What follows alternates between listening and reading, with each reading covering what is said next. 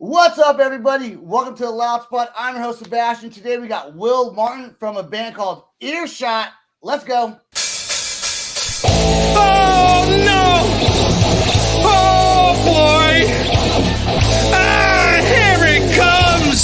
The motherfucking Loud Spot!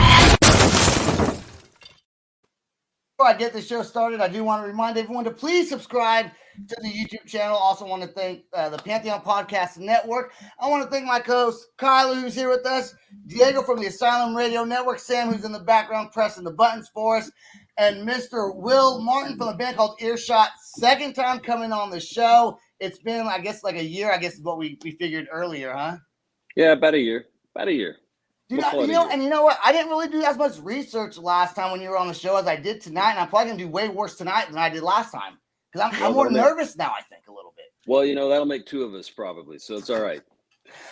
So 1990. Okay, so I don't know if and also since you were on last, we kind of grew the show a little bit. We got two co-hosts on now, and it's kind of cool. Things have been changing up a little bit. I like it. Thank you. The band started in 1999. Okay, long time ago, and I didn't know you guys were on the Queen of the Damned soundtrack. Yes. Yeah, we're on there with a couple other bands, small time bands that you may or may not have heard of. But yeah, just little bands. You got that Jonathan Davis guy who couldn't find a band, so he had to go solo. What band's he in again? We're clearly the biggest band on that soundtrack. But absolutely, right. By far, bro. Come on now. That song was it? What song was on that soundtrack? Headstrong. That was Headstrong. Yep. Okay, and we're going to get into the new music because you have a new song that you guys are pushing right now, Unraveling. But I do want to go back in time a little bit and set this up. So you guys were signed to Warner Brothers. Did Warner Brothers get you hooked up with that Queen of the Damned? Like, how does that work? Do you have a say-so in what movies you're in? Not really. No. Basically, that movie, I believe, was a Warner Brothers movie. So they... but it was still cool because out of all the bands that were on that label, they picked us for that soundtrack. So, but they picked it. And no, to answer your other question, we a lot of times don't get a lot of say. It's up to our label and our publishers and a bunch of people that I guess are over my head. Pay grade. So it so works like it's your band, and then you can't even really say what goes on because technically, I guess maybe you're not really don't even own yourself. Do they even tell you like, hey, do you want to be on this movie, or do they just say, by the way, this movie comes out in 2 days, you're on it? Yeah, no, they basically tell us that they have some exciting news to tell us, and so they break it into you. Right, exactly. They kind of soften the blow. I mean, not that it's bad news to hear that kind of stuff, but it's cool. I mean, I'm happy that anytime anybody wants to utilize our music, it's a good day. Wil is so laid back. Last time he was on the show, I was like, I'm fucking this show up. He's just so calm, and then he gives you a compliment at the end of the show, and I was like, oh, cool, because I thought you were fucking hating your life right now. He was just being nice. Shut up. He's just a laid back dude. I mean. No, well, you did say that you were doing like some sort of not yoga, but wasn't it some sort of meditation or something? Yeah, so I just recently learned transcendental meditation. So it's a form of meditation out there that's different than conventional meditation, which I could never do or wrap my head around. But this was a little different, and it's been a few days since I've done it, so I can't say that I've been doing it every day like I'm supposed to, but. Life happens. I think I need to do that meditation. I was just going to say, us with ADHD, that's what they tell me to do is to meditate. I can't sit still for 2 seconds. You want me to meditate? Well, I'll tell you this, like I've tried, because I have monkey mind. I'm sure you guys know what that is. Just like when your mind's always going, you can't. Yeah, well, that's the same thing, same family. But with traditional meditation, like it didn't work for me because I'm trying to find things to help my brain stop thinking, right? And so with these other meditations where they tell you to like, imagine yourself on a beach in rain, like now I'm thinking about a beach and rain. So I'm still thinking, and it sort of just reinforced my continual thinking. So transcendental meditation is different because it doesn't ask you to imagine anything except for just kind of like letting whatever thoughts and ideas that are running through your head just kind of run themselves out until it's quiet. It's really strange, phenomenal. But Highly recommended if you have issues with turning your head off. Does that affect your songwriting, like the way you write lyrics? 100%. You know, actually, the first time I heard about this meditation was by director David Lynch. And as it turns out, if you do some research on it, there are a ton of artists that do this kind of meditation. I didn't know that before I started, but it absolutely helps with creativity. Also 100%. makes it better. I would think it would make it worse because, well, I guess if your brain's not constantly going from here to there to there to there, you probably can focus on what you're trying to write. I guess. Yeah. Some people might be weak for that. I don't know. I think we probably does the same thing. You know, it gets hard to write when you're thinking about a gazillion other things, like, you know, when is our tour? How's our tour going to do? How's the song going to do? Like, you know, it's hard to be creative when you constantly are bombarded with all these other worries and things that you're thinking about. So it's nice to have, you know, 20 minutes of just silence and nothing. Right. No record playing. You know, I could probably use some of that. My brain is always constantly going. I do want to talk about so the band that formed in 1999 is not. You're obviously are you the only original member from Earshot? Yes. So you have some other guys that joined the. He's the OG. Well, hell, he's the singer. He better be the OG. You know, it's hard when you get a new singer to come back. You know, but luckily it's Earshot and still you. But the new members of the band are also in some other big bands as well. I think at least one of the guys is from Breaking Benjamin. Is that right?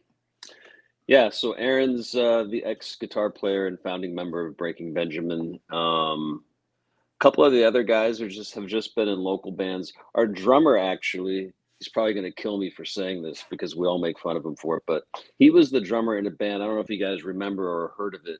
A band called O-Town. It was like an all boy band type thing. Yeah, I do remember O-Town. I had a crush on them. Yes. So he was the drummer in that band, and that was kind of his thing that he'd been doing for a long time. So from one boy band to the next, I say. I don't know if Earshot's considered a boy. Well, maybe you guys could be a boy band.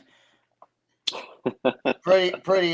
On a good day. On a good day. How did you get these guys to join you? And because I know you guys took a Earshot pretty much. Where at one point was just you, took a hiatus and was not really doing anything.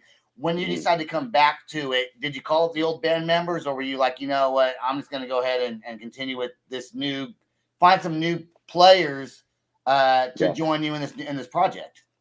Well, Andy, the other guitar player, and Mikey, the drummer, we're friends, so we kind of stayed in touch. And it was actually we got a call from this venue in Las Vegas called Counts Vamped. It's a really, really awesome, cool rock club in Las Vegas, and they were asking if we were available to come out and do a show. So I didn't respond to it, and I mentioned it to the other two guys, and we just kind of all snowballed from there. And then pretty soon, Aaron, you know, I'd known since, you know, 2003 or 2004 when we were doing shows with Breaking Benjamin, and we had always stayed in touch.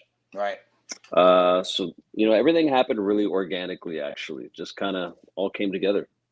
And you know what's crazy is even with the new members, and maybe it's just because your vocal style, you haven't changed. Like you hear bands like I don't know, Papa Roach, who's completely changed their style from when they first came out till now. They don't even sound the same. But you listen to Unraveling, and you still have that same. It's like you've stayed like. I don't know if selling out's really even a term that people can use, because I know you get signed to record labels, they kind of produce your stuff, but don't you still have like your own creative writing style when it comes to when you're signed to big labels? Yeah, I mean, we were never really pushed or pulled into any creative direction when we were on a label. I think that's more of a myth than reality. At least in my experience, it was. But no, this song, I think, Unraveling, sounds, you know, a lot like our earlier stuff, you know, production-wise and song-wise. So I think that's what a lot of people hear. And it was really just me sort of emulating what David Kahn, who produced our first record, who I loved what he did as a producer. And So a lot of the little tricks and the stops in the song were all, stuff that I think that he would have, done had he been working with us on this song. So that was me just sort of doing what he would do type thing. And I guess it worked because a lot of people will go, this could have been a song on the first record. So I guess we got close at least. And what we have, we're gonna play here in a second. After we take a little commercial break, but I do want to ask. There's no that I could find music video for this song. I don't even know if there's a lyric video for it. I just found the song on YouTube. No, is there any plans to make a music video, or and if they're not, why wouldn't you want to make one? Well, videos cost money to do them right. Yeah, they do. They take time to make, and honestly, it's just one more fucking thing to put on my plate that I have going on right now. We're currently trying to put the finishing touches on a little 2-week or 3-week now tour in the fall. So I've been really preoccupied and consumed with trying to make budgets and make sure budgets are in line and make sure keep track of venues and shows and how much this show's paying and that it's a lot of little. Yeah. A lot of little. You're doing that. Are you doing that yourself? Because I know you did some stuff for the Misfits, right? So is that you throwing the tours? Are you booking that yourself? I'm not booking it. We have a booking agent. Okay. But I'm always very hands-on. Always have been. So I'm always in the middle of things. That probably would be a lot easier if I weren't. But I can't help myself. He's a micromanager. Nah, I'm not that far. I wouldn't go that far. But I like to be kept in the loop, though. When it comes to making a music video, I got like $5 you can borrow, dude. Just pay me back. Perfect. I might need it. Let's take a commercial break. We come back. We're going to talk to Wil a little bit more, play his new song, Unraveling, and then talk about the tours. We'll be right back. Perfect. Time is everything, and convenience and quality matter the most. Now, you have an affordable, nationwide, online medical solution for over 50 services in which you can be treated by a board-certified doctor from the comfort of your home. For only $49.99, your doctor appointment is taken care of via telehealth. Quick and easy, Jiffy Doctor is here to serve you with excellence, with same-day appointments as well as discounted prescriptions. We treat services from sinus infections, common colds, anxiety, insomnia, birth control, dermatology, erectile dysfunction, STDs, and women and men's health treatments. Sign up today for $49.99 and have your prescriptions delivered to your home if you choose. Jiffy Doctor has served tens of thousands of happy patients, and we are happy to now serve you. JiffyDoctor.com, your new, convenient, and affordable medical solution. Stay home, stay safe, and avoid the wait. JiffyDoctor.com. All right, and we are back with Wil Martin from the band Earshot. We're going to play your song Unraveling, but before we play it, there's no lyrics on it, so you can't see what the lyrics say, but you speak very clearly on it. In your own words, tell us what the song means so that the listeners can get an idea of what they're listening to. Well, I mean, I think it's pretty self-explanatory, but it was sort of born out of, the last few years that we've had with all the, the pandemic shutdowns and elections and riots and all kind of things. So actually, as I'm standing here, I just noticed, I didn't even realize it till I was here, but remember these things? These we go forward. Both of you and I did. The COVID vaccine cards. The COVID cards. Yeah. They get you in all local everythings. Yeah. Right. Like you couldn't go anywhere here in LA. That's where I'm at. You couldn't go anywhere unless you had your papers. But so that's what it was what it was originally inspired by, was that, and just how, people have seemingly they easily get unglued with any kind of disagreement or idea that's different than whatever the popular consensus is. So that was what the song was about. When you first said, remember these things, my mind immediately went to Columbia House, and I was trying to think those were stamps I was looking at, but it wasn't. It was a COVID card. But I don't know. Anyways, all right, here's the song Unraveling by Earshot. Here we go.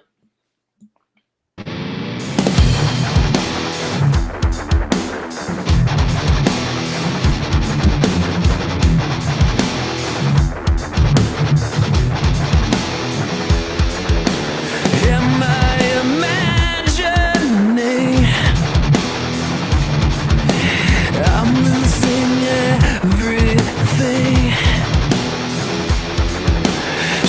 hit the fan, and I don't understand, but I don't give a fuck right now. I'm unraveling. I've gone from feeling invincible to so goddamn cynical. Don't judge me, don't judge me. I'm unraveling. Don't take whatever I say or do too personally. Don't judge me, don't judge me. Now, where do we go?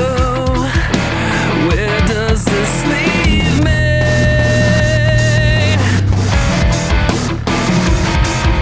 Stuck in a cesspool of panic. What a wonderful feeling.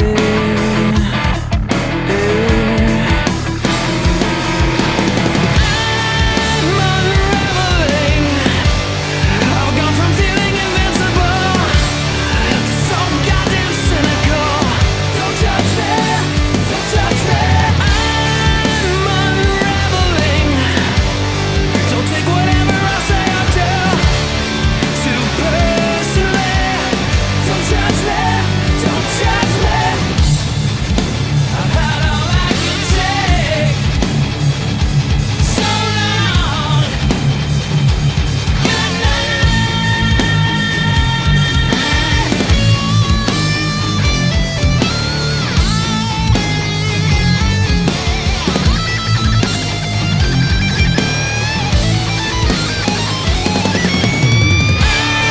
I'm unraveling. I've gone from feeling invincible to so goddamn cynical. Don't judge me, don't judge me. I'm unraveling. Don't take whatever I say or do too personally. Don't judge me, don't judge me.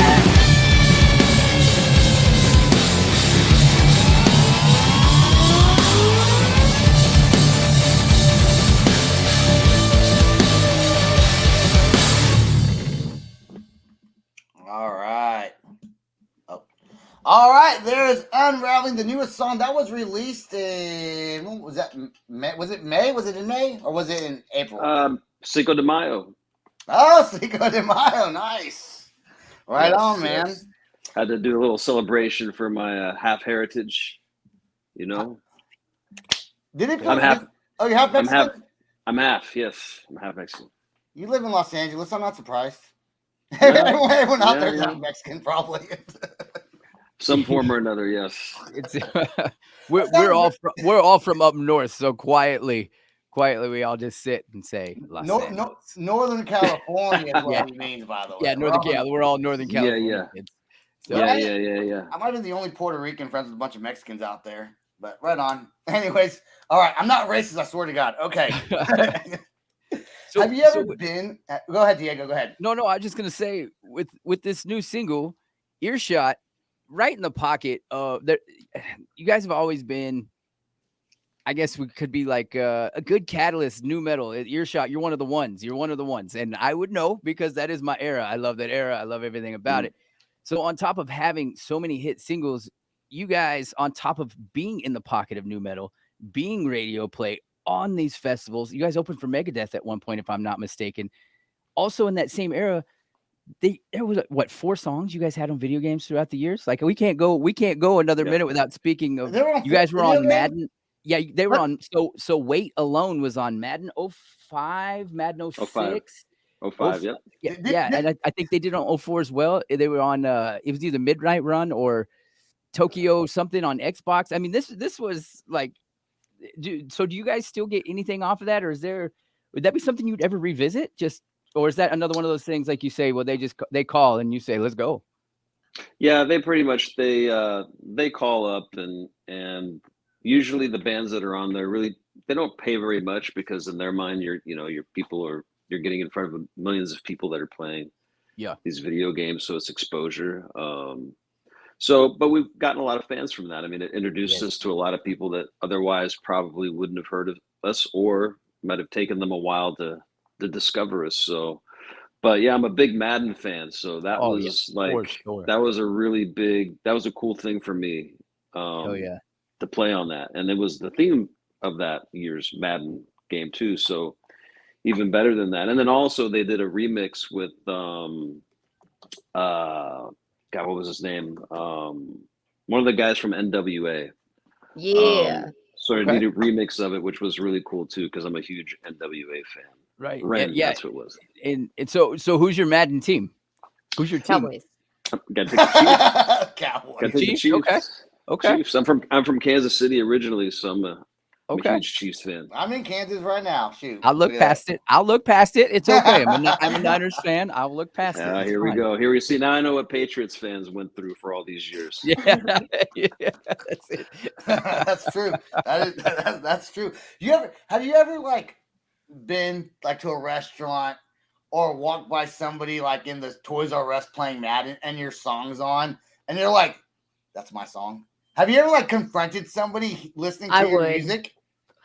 You wouldn't? No. I would. Oh, yeah, I would start dancing and prancing around and be like, that's me.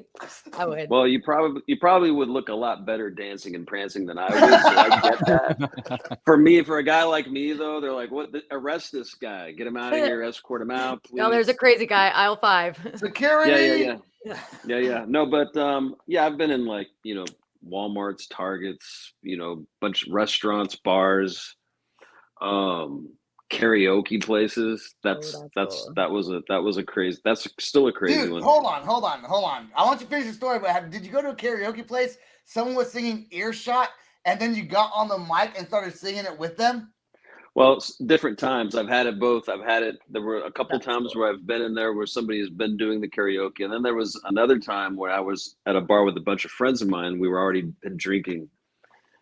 And they were flipping through the book and they're like, look, there's like 4 fucking songs here in the book. And I went, I'm not doing it. They're like, no, come on. So eventually, after about 2 or 3 drinks later, there I was. And the funny thing about that story, we still laugh about it actually, was as soon as I gave the mic back to the MC, he goes, man, you sound just like the dude. Working on that. That was really funny. That was really funny. That is. Did you not tell him it was you? No. Oh, why not? I would have. I don't know. That just seems really weird. Like I would do it. Listen, even when people come up to me, like if somebody realizes who I am and they start complimenting me, I don't take compliments very well. I don't know why. Like it just makes me like feel weird. Yeah. No. Yeah. I don't know. I guess I'm just not that kind of guy that like, I'm not a gloater. I'm just low key, I just chill back in the cut type thing, The opposite of me, I'm like, that's me, motherfucker. My head goes, look at me. I did that shit. Can you say that again? Can I get it on Snapchat, please? Hold on, ready? Yeah. You know who I am? That's funny. Your vocal, that's cool. That is so cool, though. I mean, that because I've always thought like if I was in a famous band, which I can't sing anyways, but if I was, I would do my own stuff karaoke, but I'd be like, that is me. I would let it be known to the world or that bar. But then you know what? But then you draw attention to yourself, and then people don't leave you alone, or they think you're full of shit. And there's that too, like especially at a bar, and then you got like all these drunk people staggering over, with bad breath and body odor, and they're drunk, and it's cool. I mean, I've been there too. I'm not talking down on them, but it's when you just want to have a good time and just chill with your friends, it's just gets a little much sometimes. But I was there Sebastian, what's your go-to karaoke song? Yeah. I don't do karaoke. If I did karaoke, it would be what's that song? Tequila. Because that's the only word in the whole song. Diego, I could do what's that yours? one too. Hinder, Lips of an Angel, and I would just pick the oldest woman I could find in the bar and not break eye contact. If I do karaoke, mine I usually pick Dead or Alive by Bon Jovi. I don't know why. Nice. Well, you can sing. That's a hit too, bro. That's a karaoke hit. It is. Yeah. And I usually find someone to sing it with me. That's what makes it fun too. So Yes. I just can't sing. I just be super, super hammered to even.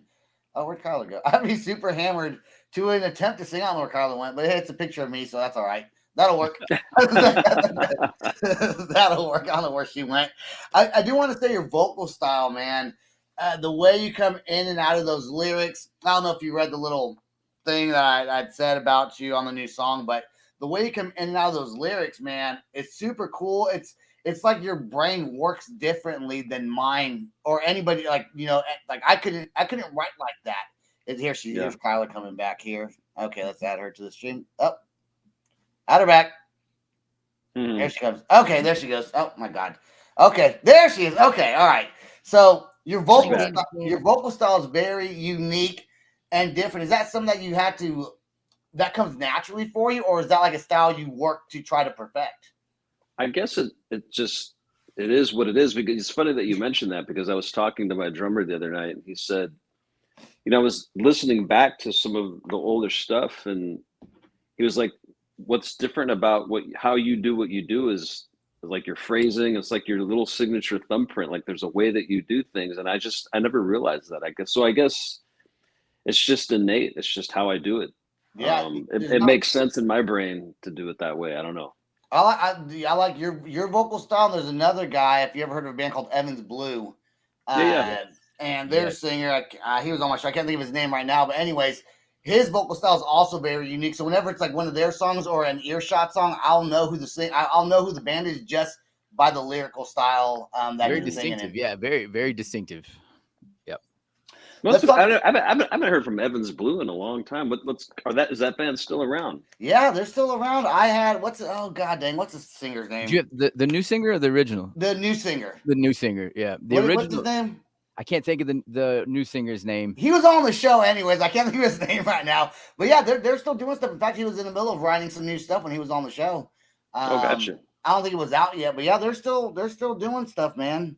I like them. You guys should go on tour with them. I'll go to that concert. I will go to that concert. So let's talk about your tours though coming up. So I don't know, are you allowed to mention where you're going yet around the nation, around like where you're going to play? So I can say that it's going to start in California, like Los Angeles, San Diego. And then it's pretty much just going to stay on the 10s and just go east. So we'll hit Nevada, we'll hit Arizona, we'll hit Texas, Highway 10. New Orleans. Highway 10. You guys should do a Highway 40. I was going to say, Oklahoma. 40 would be good for us, Sebastian. 10 we're going to have to go to Louisiana for it. Yeah. Or middle of Texas. Yep.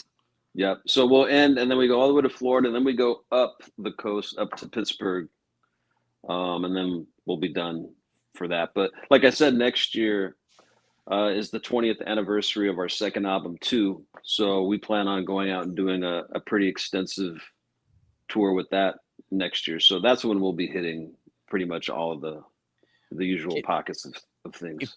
If you can talk about it, are you guys going to do anything like really big for the 20 with that album? Because that was Weight was on that album, correct? Weight was on 2. Yep. And that's the one. So that's the one that gets the it's 2. No. That's the one that still to this day gets month in, month out, or week in, I should say, 500,000 streams. So I mean it's amazing that song is, it's actually doing better in the last few years than it did when it came out, which it did really good when it came out, but it seems like it's growing bigger and bigger. That's happening with bands. That's happening with It's Deftones resurgence of the sound right now. More people listen to Deftones now than they used to. I think a lot of these early 2000s, late 90s bands, for some reason, that without even making new music, sometimes they're making a comeback. Yeah. It's the new era. The new era is finding the music. They're listening to the new metal era, and I've talked about it almost every week. It feels like they don't want to call it it's new metal. The new shit is new metal, and they're digging up some of the older, what I like to call genuine new metal, the good shit, and they love it. They're eating it up. It's making a comeback. It's coming. It's here. Yeah. Did you guys check out any of the Sick New World festival that happened out in Las Vegas? Yes. Yeah, I did, apparently. He landed in the background. He checked it out. I did not. Yeah. Yes. Yeah, I was there. It was really hot. I bet. But yeah, no, it was a great show. It was a lot of bands. I couldn't believe how many bands were on that they piled on there. But I don't know about you guys, but I thought the band that stole the show was the Deftones. Always. I've never dude, seen them just live. so You know, I've fresh, never too. seen Deftones live. Dude, that's the first show they had. Yes, since last year's tour. Every time. If on a Deftones tour, if you can catch them the first 3 shows, it's the best you're gonna see them. It's the best. It's a fresh Chino is like no other. Yeah, Yes. I mean, what he does is really tough too. So Oh, I mean, it's after a couple of weeks, he's probably feeling cooked. But they were great. They were unbelievable. I mean, there were a lot of bands that were great that day, but that was one that I actually went out into the heat, to watch and check out. So it was cool. When we get off here, I'm going to have you give me your booking agent's phone number. I'm going to call him. We're going to reroute your tour to I-40 instead of whatever the fuck the 10 is. We're going to come hit some better cities so I can be a part of it. Just give me his number. It's fine. I'll just harass him a couple times. I'll email you so you can help micromanage what he winds up doing for your tour. So I will. I'll hook you up and I'll let you go loose on him. You can work him over a little bit and see what he can put together. It'll be you instead of me. Good. I am up for the challenge, my friend. I'm up for the challenge. Will, dude, I want to thank you so much for coming on here and talking about not only your new music, but karaoke as well. I love it. So always a pleasure to have on the show. Your new song, I've downloaded it. It's on my playlist. I think you're a cool dude. Great music and always fun to have on. Back at you. If you're just now listening to Earshot, if you never heard of them before, we got some new listeners. So we got some 25-year-old listeners that listen to the show. If you've never heard of Earshot, go check them out. Check out their older songs and get some of those older video games. If you have an older gaming console, might be able to check out some of their songs. So I guess that's it. Anything else you got, Will? Are we done? That's it, man. I think we're good, but thanks for having me back on again. Always a pleasure. Always look forward to hanging with you on this show. And everyone watching this needs to subscribe. Do it. Hey, well, do me a favor. Stay right there until after the outro song plays, please. I do want to thank the Pantheon Podcast Network. Will, I want to thank you again with Earshot. Also, of course, Kyler, Diego, my 2 people that are always on the show and have been with me now for a while. I'm relying on him. Thank you guys so much. And thank you, Sam, for always helping. I was getting to you, Sam. We had to remind you. I was working it up to you. That's all the time we got. Thanks for watching. Don't forget to subscribe. Peace out, rock on, and much love. This is the Loud Spot outro by Nothing Short of Tragic. Is this all talk with no action? No. Is this my thoughts with distraction? No. Is this what I bought that's in fashion? Or is this the Loud Spot with Sebastian? Yes. Does Nothing Short of Tragic have his back again? Yes. Does everything that's good really have to end? Yes. Our pimp host has to pimp show, so to get more episodes, make an order, this is over.